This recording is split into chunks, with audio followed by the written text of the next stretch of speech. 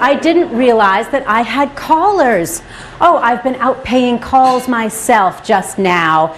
I'm so glad that you've come to visit. We'll have a little bit of a chat about what, well, we're all thinking about right now. Christmas. Oh, well, look what has come, what the postman brought just this morning. Ladies' Home Journal, Christmas 1895 edition. I have been poring over it and getting ideas for my Christmas celebration. There is a wonderful creamed oyster recipe in here that I think that I will be adding to my Christmas menu this year. And there is a clever little purse, the instructions to make a clever little purse that a lady can tuck inside her skirts to keep her valuables, money, jewelry, and such safe. You know, my cousin Sarah, every year she travels by train for days and days out to California to visit with her sister, Susan. I always worry a little bit about Sarah and her safety, and I think she will greatly appreciate this handmade gift of this little purse to tuck inside her skirts and keep her things safe. Well, I have been making things. I've already started to make that little purse, and I've been making other things as well. You look surprised. Aren't you all making gifts this year? Why, you know, ladies, perhaps you would be knitting or doing a bit of sewing, and gentlemen, perhaps a bit of carving or some whittling. Of course, we do purchase shop gifts. Now, in Grandmama's time, well, Grandmama told me that in her time, a store-bought present was very rare indeed. Why, a mother might knit stockings or mittens for her children, and a father would perhaps carve or whittle a small set of animals or perhaps some dolls for the children to play with. They might get one stick of candy if they were very fortunate, and maybe the most exotic treat of all, an orange.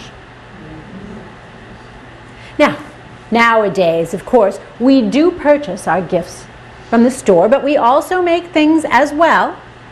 After all, gifts made by hand really come from the heart, don't you think? I've had an idea. Do you think you could all keep a secret? I think that perhaps I should show you some of the gifts that we'll be exchanging this year. It might give you some ideas, and, well, if you don't mind my saying so, I think you're rather behind. So, let me show you some of the things. Now, let me see, what will I show you first? Oh, Grandmama has made for Sally a darling little bear. And look, the legs and arms move. How very clever. Grandmama makes one for Sally every year. And Sally has quite a collection of these darling little animals made by Grandmama. And speaking of Sally and Grandmama, Sally has made a pin cushion for Grandmama. The stitches, well, they're not completely straight. But I don't think that Grandmama will mind, do you? And I have been making a new set of crocheted pieces for Grandmama's dressing table. Now, for Charles, I have purchased him. I do hope, though, that he plays it outside. And Grandpapa, well, Grandpapa has been busy making things as well. Look at what he has made for Baby. Don't you think Baby will be so excited to play with such a wonderful toy? And Grandpapa also has made this for Charles. Every year he makes things like this. And I ask Grandpapa, how do you make things like this? How does he do it? But he'll never tell the secret. Now Margaret, well, she's 16. She spends a good deal of time in front of the mirror. So we thought perhaps these for her dressing table. And Charles will be getting a train to add to his train collection. And this just came out a few years ago in 1887. And we purchased one and ordered it for him this year. He has been waiting for one ever since. A brand new flexible flyer. What a wonderful invention. Why, we ordered it weeks ago and it should arrive any moment. Charles will also be getting the robber kitten puzzle. And Sally will be getting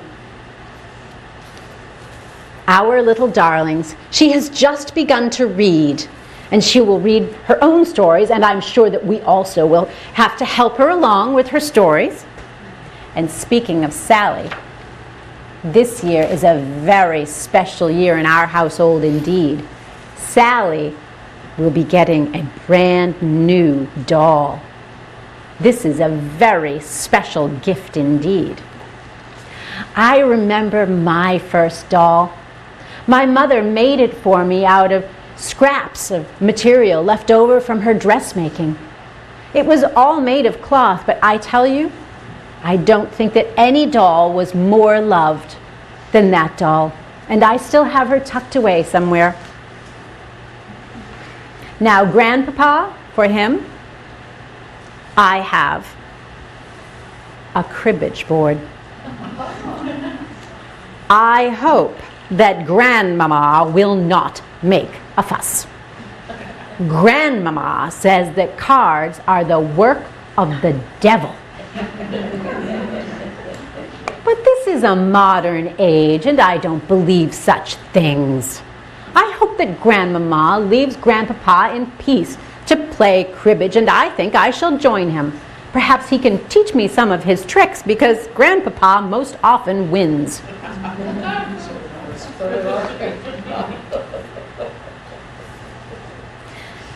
Now, I love to celebrate Christmas, which is why I am very glad that I was not a Puritan. In 1659, the Puritans outlawed the celebration of Christmas. Anyone caught celebrating Christmas could be fined 5 shillings. Connecticut, they went even further. They banned the baking of mince pies. Anyone caught baking a mince pie could also be fined. Can you imagine such a thing? Now, even as late as 1870, only a few years ago, Boston children attended school on Christmas Day. But now we are a very modern society, and we celebrate the season in proper spirit. But I do have to say that although I am all for celebrating and for enjoying Christmas, I was just reading an article this morning that distressed me greatly. And I want to share it with you because I believe it will distress you as well. I want you to know about this. Shocking, shocking events. As if it were impossible for even the brightest of festivals to be without its dark side, so the Christmas season always brings up an evil, which in this progressive age of ours, it seems to me we might remedy. I refer to the practice followed by certain merchants in keeping open their stores in the evenings during the holiday season.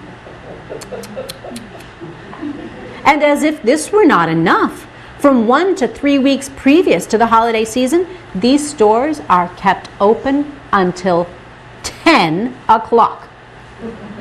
Oh, shocking.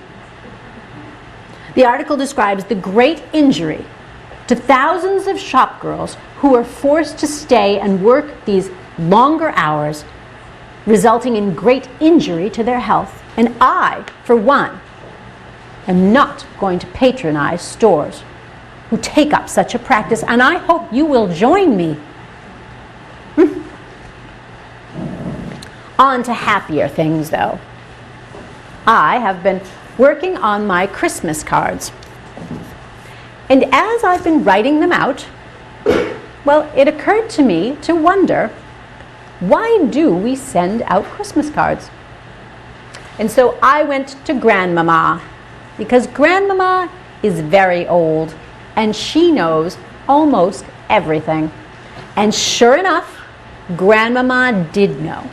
She told me that in 1843, a man in England named Sir Henry Cole, whose picture we actually happen to have here. Well, Sir Henry Cole came up with the idea that he would like to send greetings to his friends and family, greetings of the season, and also remind them for the need for charity at this time of year. So he asked his friend, who is an artist, John Caldecott Horsley, to design a card that he could have printed at the printer and send out. And his artist friend did exactly that. And Grandmama, because she collects things left and right, as you might be able to tell if you ever saw her rooms, filled with bric-a-brac and such, well, Grandmama had a card that one of her friends happened to give her that was that very first Christmas card. And you can see in the middle, there are people feasting and toasting, and it's all in color. But on the sides, on either side, there are illustrations of people giving alms and help to the poor. And that was the very first Christmas card in 1843. Now, when I was a girl, we had to send away to England for our cards. But we no longer have to do that because a German immigrant, Louis Prang, began printing them here in America in 1875.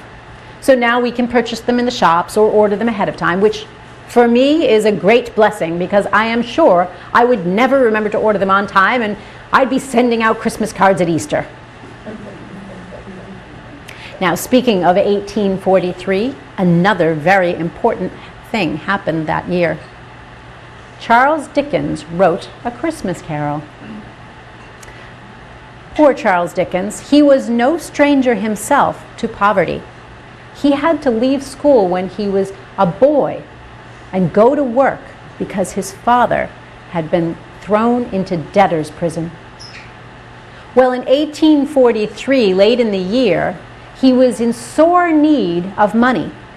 And so he sat down and in just 6 weeks, he penned A Christmas Carol. The first printing was done just a few weeks before Christmas, and by Christmas Eve, it had sold 6,000 copies. Now, you would have thought that that would have been the end of his financial woes, but no. He had a misunderstanding with his publisher, and he saw very little of the money from that printing. But nonetheless, it certainly made him, for us, one of the most important and influential authors, and certainly demonstrated his keen understanding of the real meaning of Christmas. Now, this morning I was upstairs. You might see some cobwebs in my hair because I was up in the attic searching for our Christmas tree decorations. And when I came down, as I was rummaging about and stacking everything up, getting it ready, I thought to myself, how odd that we put trees in our house. That does seem like a rather strange practice, I think. And so I went to find Grandpapa, because Grandpapa is also very old and knows a great deal, as well as Grandmama. And sure enough, Grandpapa did know. And he told me that Christmas trees originated with the Germans. And Grandpapa actually is of German extraction. He told me that the practice was used among German communities here in America, but was not widely spread outside of the German communities in America. Until in 1848, the London Illustrated News published a picture of Queen Victoria and her husband, Prince Albert, who was of German extraction, and their children, and they were all gathered around a tree. Well, after that, all of the English folk thought that if their queen had a tree, they should all have a tree. And trees became very popular in England. Well, 2 years later, in America, Godey's Ladies Book, a magazine rather like the Ladies' Home Journal, well, they published a similar picture of Queen Victoria and her family. And then the Americans saw that, and they were emulating lots of things that the British were doing, so then they all had to have Christmas trees as well. And Grandmama, who has so many things, happened to have illustrations of both. And so I have here, this is the picture that appeared in the London Illustrated News. And this is the picture that appeared in Godey's Ladies Book here in America 2 years later. And you might notice, if you look very carefully, and I'll give you a minute to look at them, you might notice that there are some differences between these pictures. You might notice that in the American version, Victoria does not have her crown.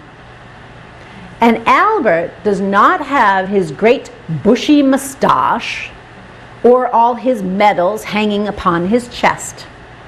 It was Americanized to appeal to an American audience. Well, after that, Christmas trees became very popular in America.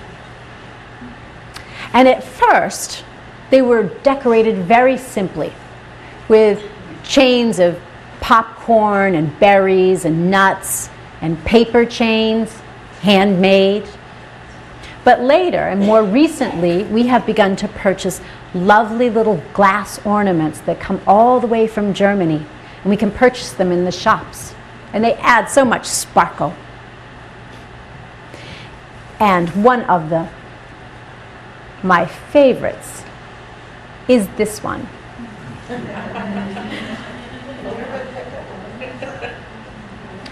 We hang this on the tree, somewhere hidden. And when it's time to go to the tree on Christmas morning, the children all rush to see who will find the Christmas pickle.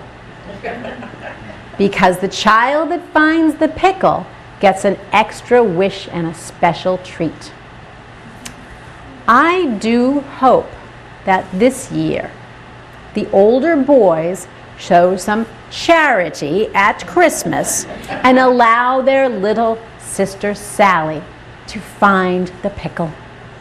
Every year she rushes downstairs, but of course the boys are bigger and faster, and they always find it. And hopefully this year will be the year that they will have grown old enough to realize that their little sister needs a turn to find it too. Now, in addition to ornaments, we also hang cornucopias on the trees that are filled with nuts and sweets and such. Now, we don't have electricity in our town. Do you have electricity in your town? We don't. So we put candles upon our tree. But this will be the first year, 1895, that the White House will have electric lights on its Christmas tree. Imagine the delight of President and Mrs. Cleveland when they see the sparkling tree with the electric lights. How exciting it will be. I actually came across in this magazine just this morning a story about the first electrically lit Christmas tree. It was in 1883, and so they were recounting how it all came about. The New York Times sent a reporter to a man named Johnson's house in New York City on December 27, 1884. And the reporter wrote a story called "A Brilliant Christmas Tree, How an Electrician Amused His Children." A pretty as well as novel Christmas tree was shown to a few friends by Mr. E.H. Johnson, president of the Edison Company, for electric lighting, last evening in his residence at number 136 East 36th Street. The tree was lighted by electricity, and children never beheld a brighter tree or one more highly colored than the children of Mr. Johnson, when the current was turned and the tree began to revolve. Mr. Johnson has been experimenting with house lighting by electricity for some time past, and he determined that his children should have a novel Christmas tree. It stood about 6 feet high in an upper room and dazzled persons entering the room. There were 120 lights on the tree, with globes of different colors, while the light tinsel work and usual adornment of Christmas trees appeared to their best advantage in illuminating the tree. The tree was even rigged to revolve slowly, causing the various colors lights to blink on and off. Imagine that. How exciting. Well, as I mentioned, Christmas trees came from Germany, and the Germans were very fond of their Christmas trees. They were so fond of them that many households had a tree in nearly every room. Well, you can imagine what effect that had on the German forests after a time. And so a law was passed that each household was only allowed to have one Christmas tree. But a clever person devised a different way of having a Christmas tree. With wood and wire and goose feathers painted green, they created a feather tree. And feather trees became very, very popular. An artificial tree of sorts. Now Dickens, he wrote much more than just A Christmas Carol. He wrote many other things about Christmas, and I think he has captured the spirit of the Christmas tree so well that I want to share the story with you. I have been looking on this evening at a merry company of children assembled around that pretty German toy, a Christmas tree. The tree was planted in the middle of a great round table, and it towered high above their heads. It was brilliantly lighted by a multitude of little tapers, and everywhere sparkled and glittered with bright objects. There were rosy-cheeked dolls hiding behind the green leaves. There were real watches, well, with movable hands at least, and an endless capacity of being wound up, dangling from innumerable twigs. There were French polished tables, chairs, bedsteads, wardrobes, 8-day clocks, and various other articles of domestic furniture, wonderfully made in tin at Wolverhampton, perched among the boughs as if in preparation for some fairy housekeeping. They were jolly, broad-faced little men, much more agreeable in appearance than many real men. And no wonder, for their heads took off and showed them to be full of sugar plums. There were fiddles and drums. There were tambourines, books, work boxes, paint boxes, sweet meat boxes, all kinds of boxes. There were trinkets for the elder girls, far brighter than any grown-up, and gold and jewels. There were baskets and pincushions and all devices. There were guns and swords and banners. There were witches standing in enchanted rings of pasteboard, ready to tell fortunes. There were teetotums, humming tops, needle cases, pen wipers, smelling bottles, conversation cards, bouquet holders, real fruit made artificially dazzling with gold leaf, imitation apples, pears, and walnuts crammed with surprises. In short, as a pretty child before me delighted and whispered to another pretty child, her bosom friend, there was everything and more.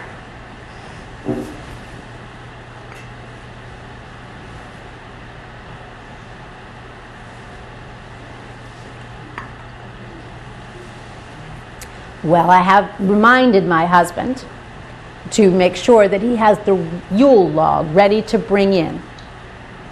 The Yule log we place in the fireplace on Christmas Eve. My husband sprinkles mulled wine and salt on it and says a prayer over it. And then I and the others light it.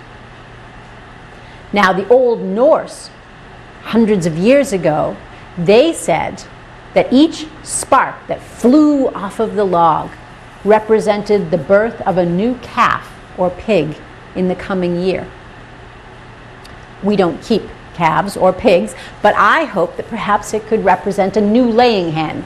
We're running rather thin on our laying hens and could use some more, and if we get an abundance, I'll be happy to sell some to you as well. Now, the other thing, my husband must look for the Yule log. I must go and find our wassail bowl. We get a great big bowl and we fill it with a hot spiced drink. Then we go out to our neighbors and friends, and at each door we sing songs and wish them good health, and then we share a drink with them from our wassail bowl. Now, one would think that after a while the wassail bowl would become rather empty. But not to worry, many of our neighbors will also have wassail heating on their stoves, and they will come out, bring it out, and pour it into our wassail bowl, and then out again we will go, singing and wassailing to the next home. This tradition of wassailing started in England hundreds of years ago, when for just at this one time a year, the peasants and workers on an estate could expect the lord and lady of the manor to open up their house and to give them from the best of their provisions. In turn, the workers and peasants and laborers would sing songs and wish the lord and lady and the children of the house the best of health and prosperity in the following year. And as a matter of fact, there is a song which tells this story. And I want to sing it to you. I think it's the best explanation of wassailing. Here we come a-wassailing among the leaves so green. Here we come a-wandering so fair to be seen. Love and joy come to you, and to you your wassail too. And God bless you and send you a happy new year. And God send you a happy new year. We're not daily beggars who beg from door to door, but we are neighbors' children whom you have seen before. Love and joy come to you, and to you your wassail too. And God bless you and send you a happy new year. And God send you a happy new year. Good master and good mistress, as you sit beside the fire, pray think of us poor children who wander in the mire. Love and joy come to you, and to you your wassail too. And God bless you and send you a happy new year. And God send you a happy new year. We have a little purse made out of ratchet leather skin. We want some of your small change to line it well within. Love and joy come to you, and to you your wassail too. And God bless you and send you a happy new year. And God send you a happy new year. Bring us out a table and spread it with a cloth. Bring us out a cheese and some of your Christmas loaf. Love and joy come to you, and to you your wassail too. And God bless you and send you a happy new year. And God send you a happy new year. God bless the master of this house, likewise the mistress too, and all the little children that round the table go. Love and joy come to you, and to you your wassail too. And God bless you and send you a happy new year. And God send you a happy new year. I am so very fond of that song.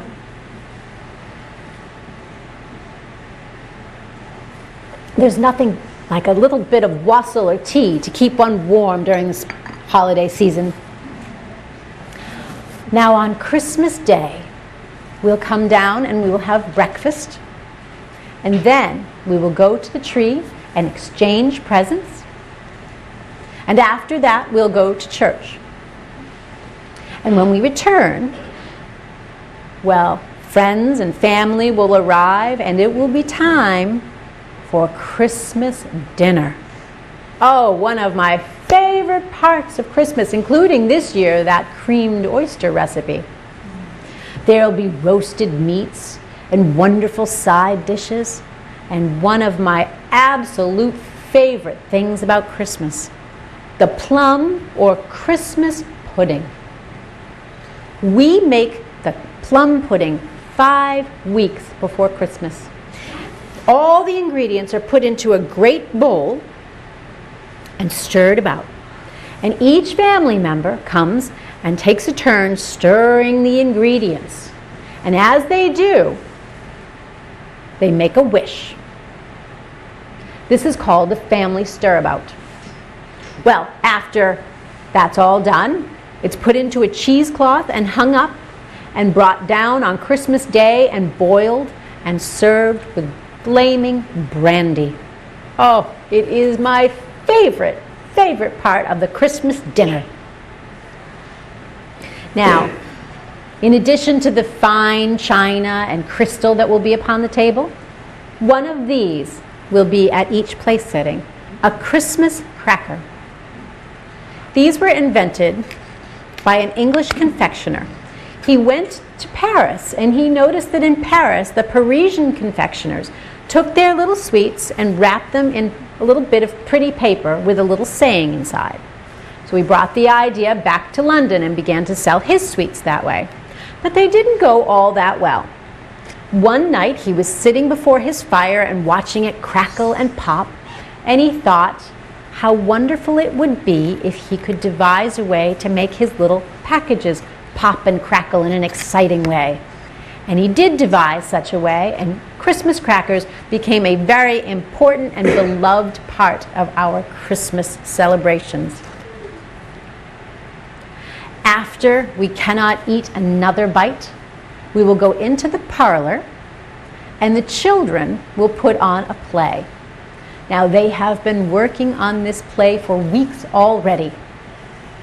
They have been rehearsing behind closed doors. I can hear them giggling. And they've been going about the house collecting little bits and bobs for costumes. Last year's production was quite wonderful, and I have every reason to believe it will be just as good, and some neighbors will come in to enjoy it as well. And then, after that, we'll sit by the fire and we'll play charades, and then we'll tell ghost stories.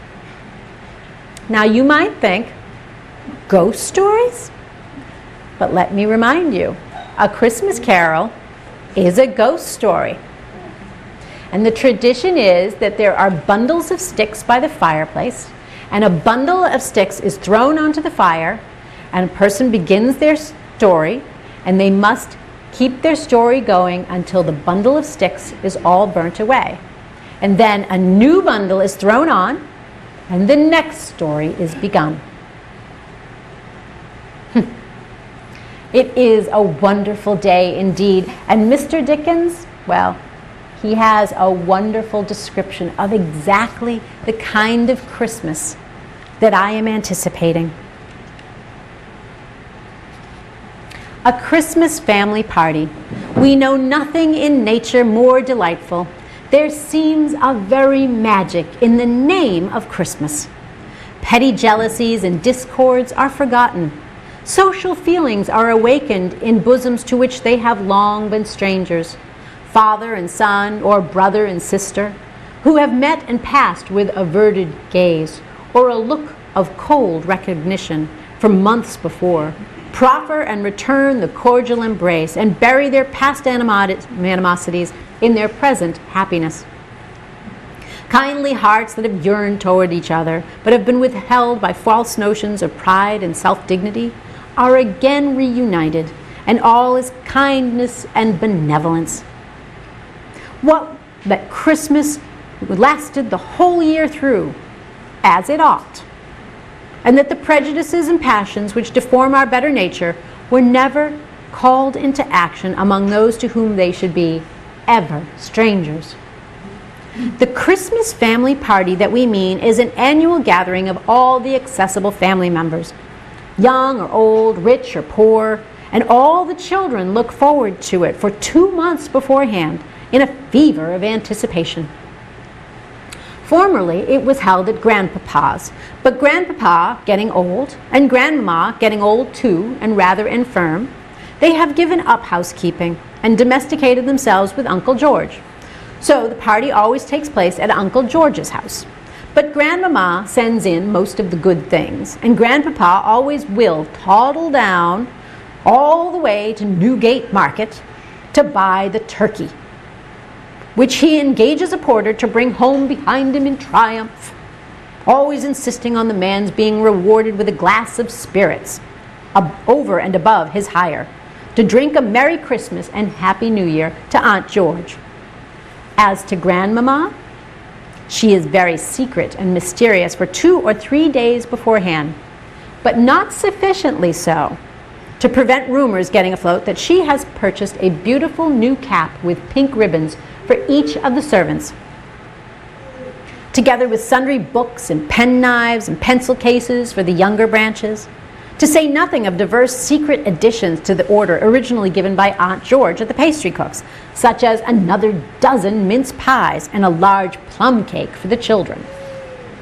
On Christmas Eve, Grandmama is always in excellent spirits, and after employing all the children during the day in stoning the plums, she regularly insists every year on Uncle George coming down into the kitchen, taking off his coat and stirring the pudding for a half an hour or so, which Uncle George good-humoredly does, to the vociferous delight of the children and the servants.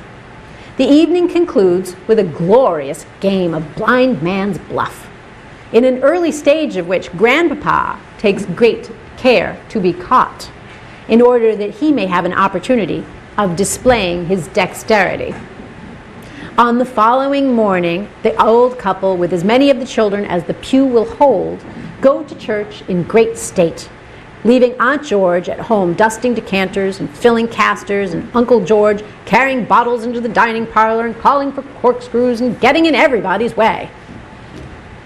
When the church party return to lunch, Grandpapa produces a small sprig of mistletoe from his pocket and tempts the boys to kiss their little cousins under it, a proceeding which affords both the boys and the old gentleman unlimited satisfaction, but which rather outrages Grandmama's ideas of decorum, until Grandpapa says that when he was just 13 years old, he kissed Grandmama under a mistletoe too, on which the children clap their hands and laugh very heartily, as do Aunt George and Uncle George, and Grandmama looks pleased and says with a benevolent smile that Grandpapa was an impudent young dog, on which the children laugh very heartily again, and Grandpapa more heartily than any of them.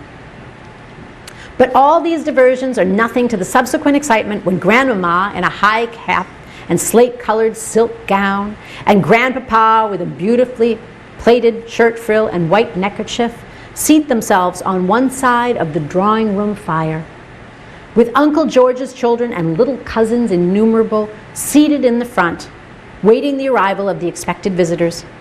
Suddenly, a hackney coach is heard to stop, and Uncle George, who has been looking out of the window, exclaims, "Oh, here's Jane!" On which the children rush to the door, and helter-skelter downstairs, and Uncle Robert and Aunt Jane and the dear little baby and the nurse and the whole party are ushered upstairs amidst tumultuous shouts of "Oh my!" from the children. And Grandpapa takes the child, and Grandmama kisses her daughter, and the confusion of this first entry has scarcely subsided when some other aunts and uncles with more cousins arrive, and the grown-up cousins flirt with each other, as so do the little cousins too, for that matter. And all is to be heard is a confused din of talking and laughing and merriment. A hesitating knock at the street door, heard during a momentary pause in the conversation, excites a general inquiry of, "Who's that?" And 2 or 3 children who have been standing at the window announce in a low voice that it's poor Aunt Margaret. Upon which Aunt George leaves the room to welcome the newcomer, and Grandmama draws herself up rather stiff and stately. For Margaret married a poor man without Grandmama's consent. And poverty, not being a sufficiently weighty punishment for her offense, has been discarded by her friends and debarred the society of her dearest relatives. But Christmas has come around, and the unkind feelings that have struggled against better dispositions during the year have melted away before its genial influence, like half-formed ice beneath the morning sun. It is not difficult in a moment of angry feeling for a parent to denounce a disobedient child, but to banish her at a period of general goodwill and hilarity from the hearth round which she has sat on so many anniversaries of the same day, expanding by slow degrees from infancy to girlhood, and then bursting almost imperceptibly into a woman. Well, that is widely different. The air of conscious rectitude and cold forgiveness which the old lady has assumed sits ill upon her. And when the poor girl is led in by her sister, pale in looks and broken in hope, not from poverty, for that she could bear, but from the consciousness of undeserved neglect and unmerited unkindness, it is easy to see how much of it is assumed. A momentary pause succeeds.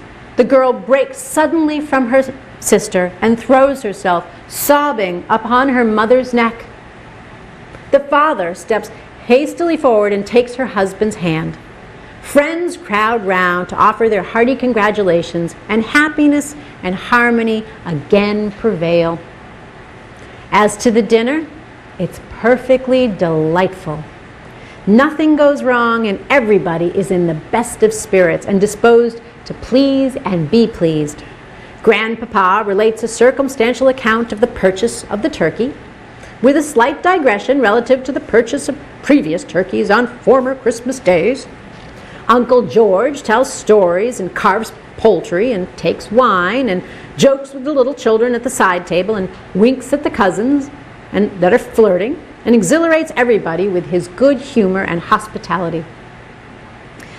And when at last a stout servant staggers in with a gigantic pudding with a sprig of holly in the top, there is such a laughing and shouting and clapping of little chubby hands as can only be equaled by the applause for the astonishing feat of pouring lighted brandy into the mince pies.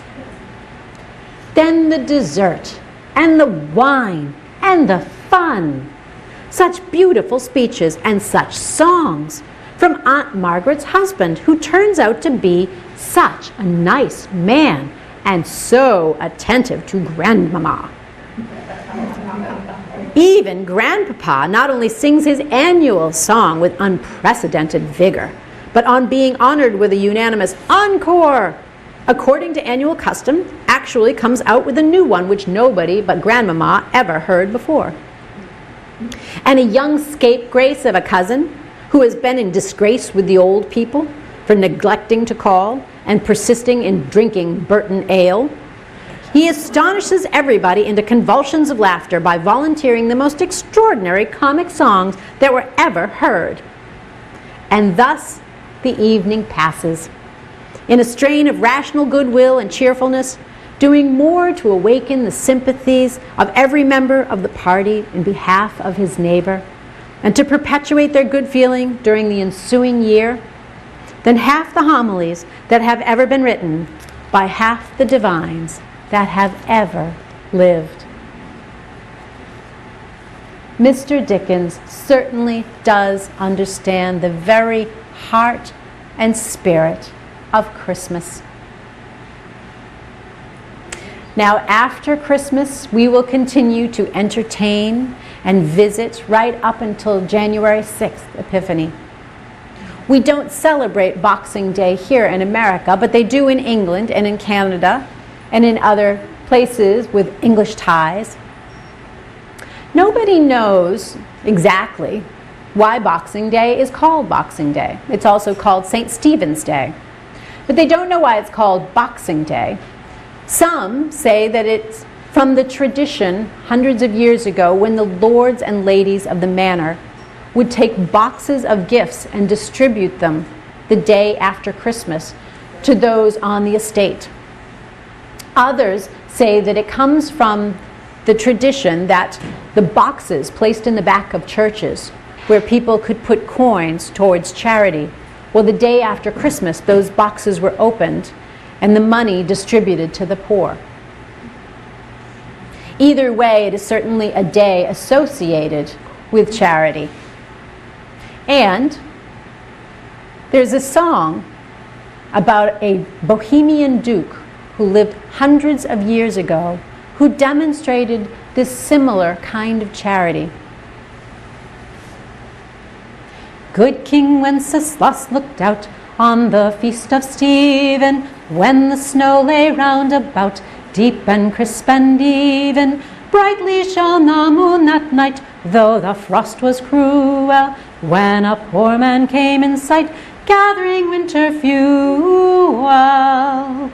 Hither, page, and stand by me, if thou knowest, tell me, yonder peasant, who is he, where and what his dwelling? Sire, he lives a good league hence, underneath the mountain, right against the forest fence, by St. Agnes' fountain.